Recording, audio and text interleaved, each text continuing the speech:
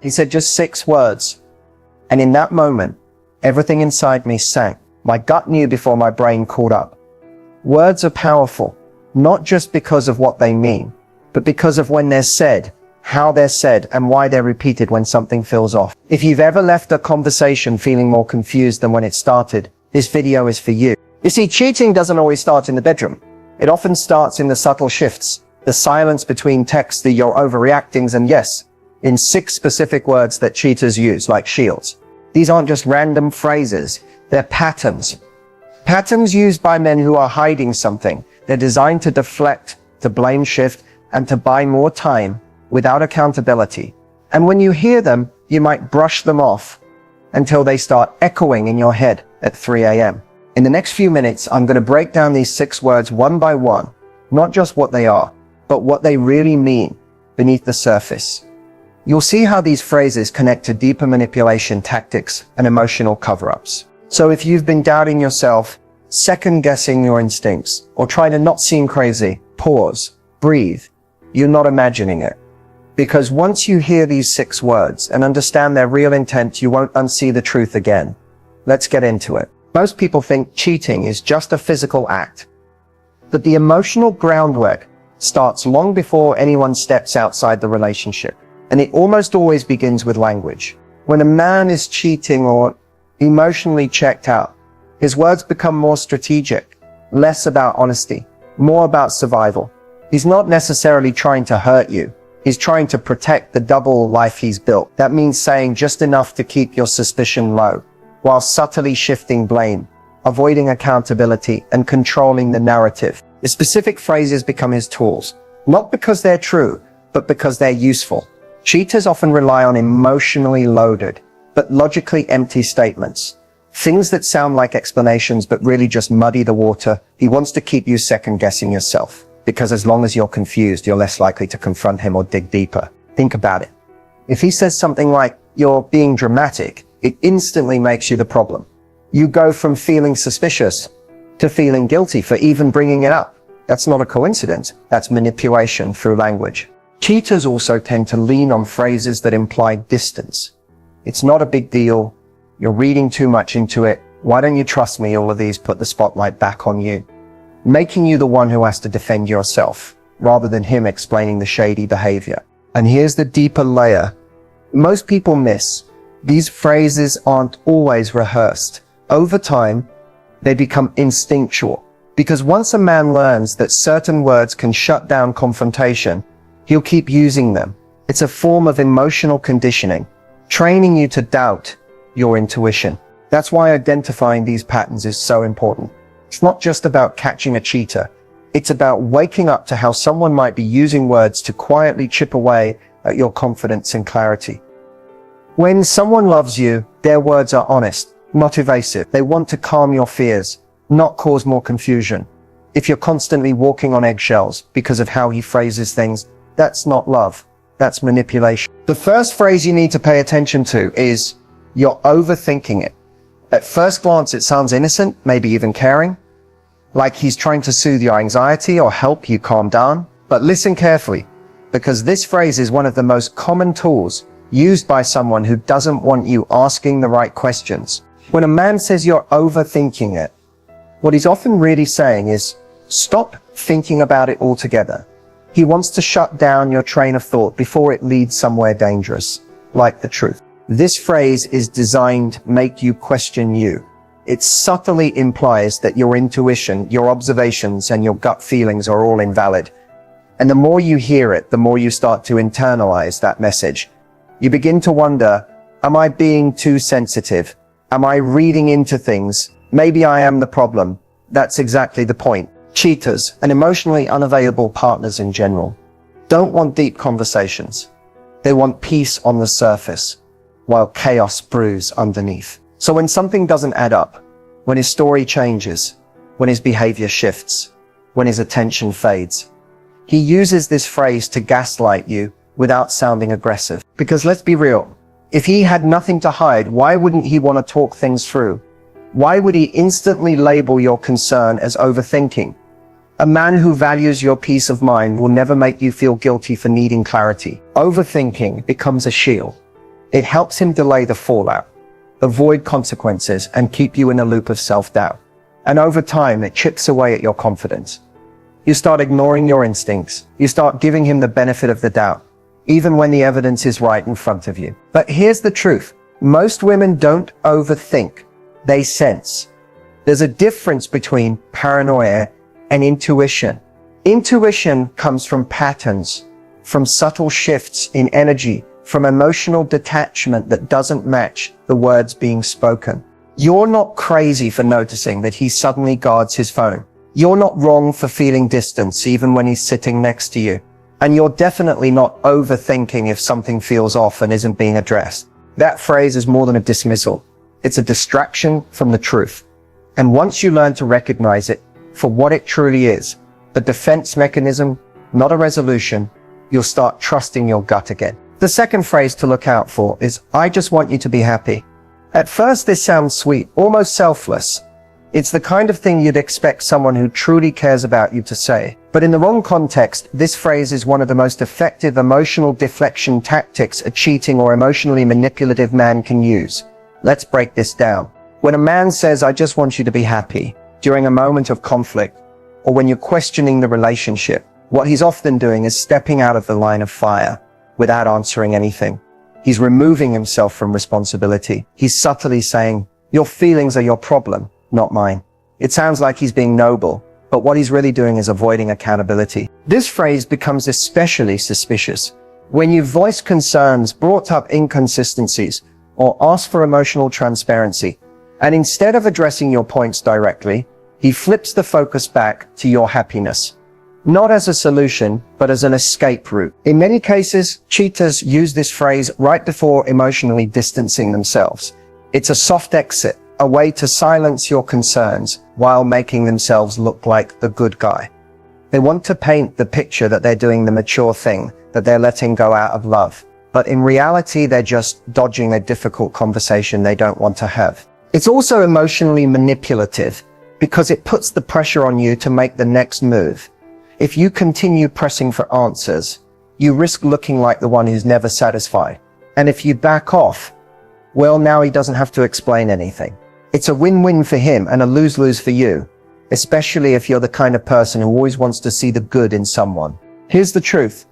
People who genuinely care about your happiness don't just say it, they show it through honesty, through communication, through consistency.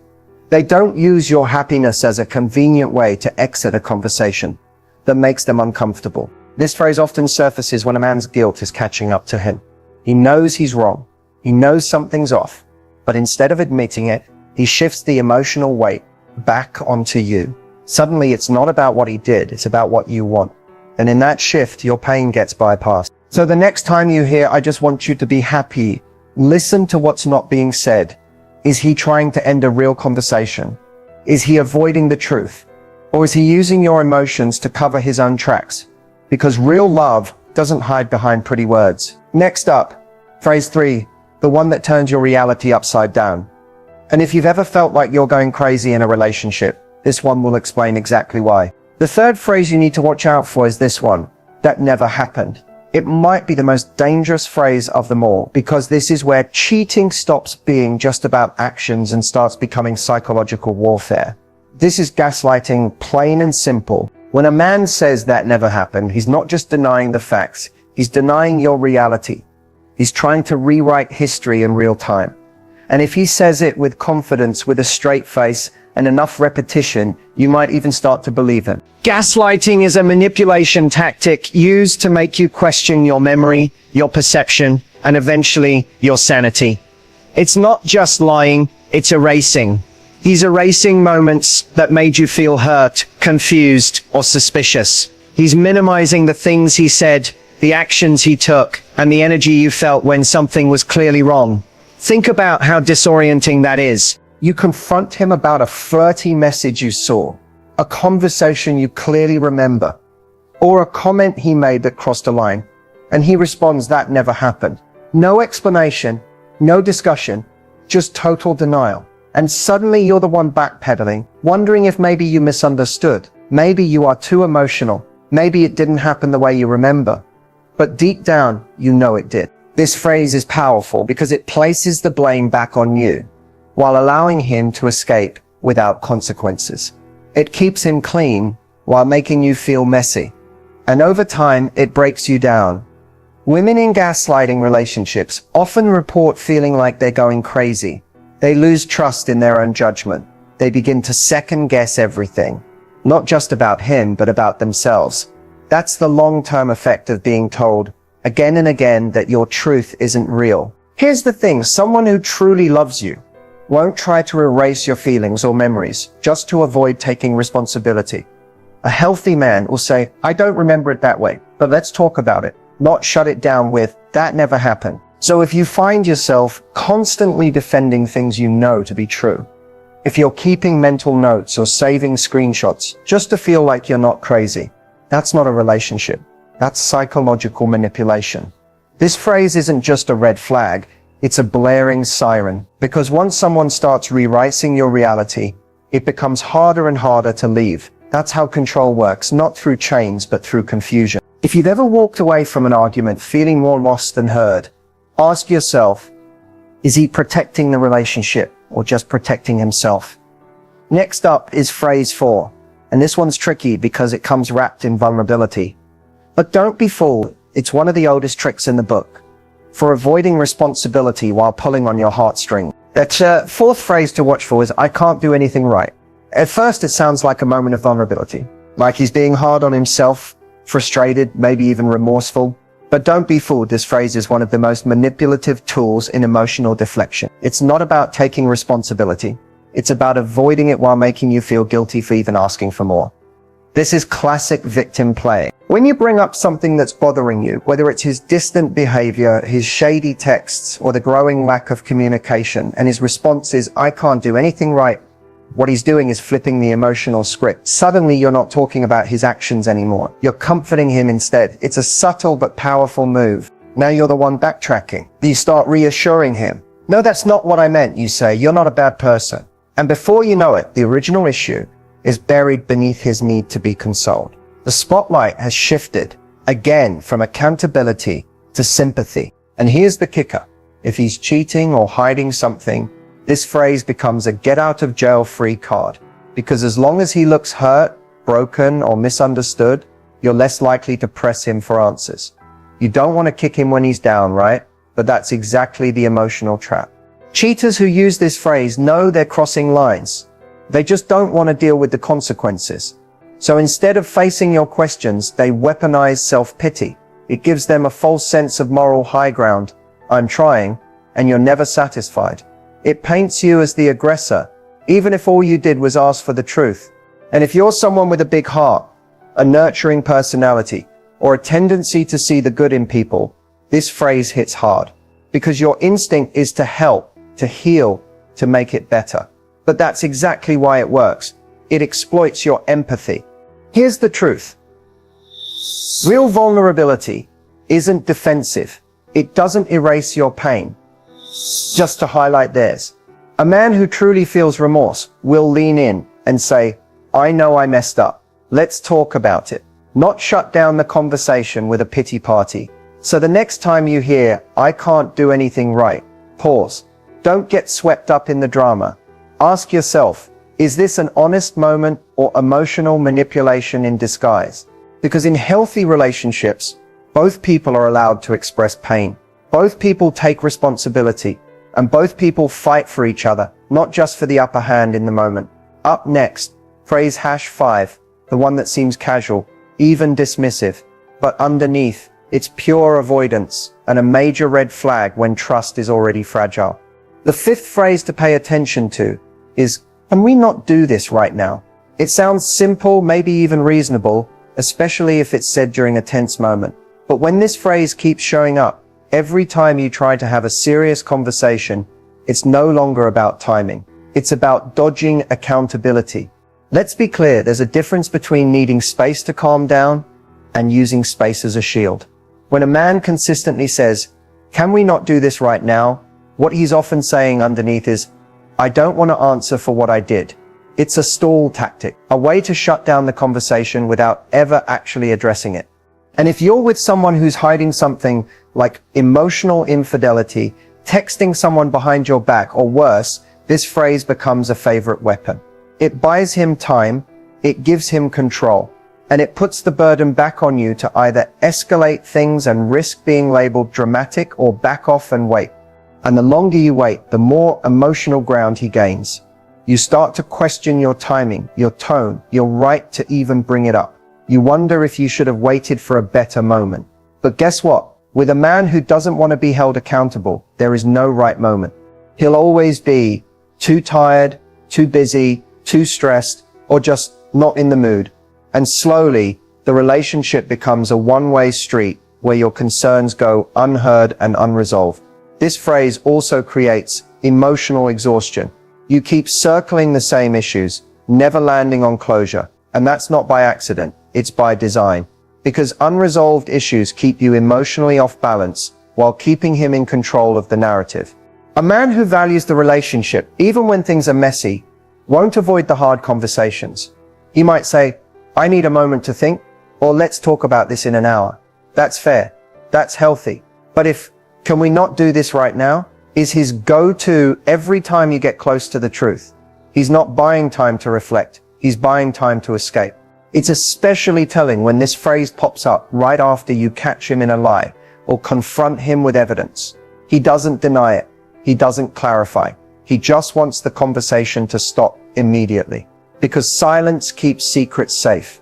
But here's what you deserve. Someone who doesn't avoid the fire, but meets you in it. Someone who understands that growth comes from confrontation, not silence. Someone who says, "Okay, let's talk," even when it's uncomfortable. So the next time you hear, "Can we not do this right now?" ask yourself, is he trying to preserve the relationship or just protect himself? Coming up next, phrase #6. It's the one that sounds like love, but might be the biggest lie of them all. The sixth phrase to look out for is "maybe we're just not meant to be." On the surface, it sounds like heartbreak, like someone who's finally being honest, letting go, or facing reality. But when this phrase shows up in the middle of tension, especially after you bring up concerns, suspicions, or ask for honesty, it's often not about resolution. It's about passive-aggressively checking out without taking real responsibility. This phrase is a masterclass in emotional manipulation. Why? Because it cloaks avoidance in a veil of truth. It sounds deep.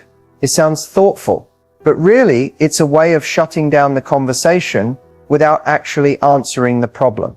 When a man says, "Maybe we're just not meant to be," he's not necessarily ending the relationship.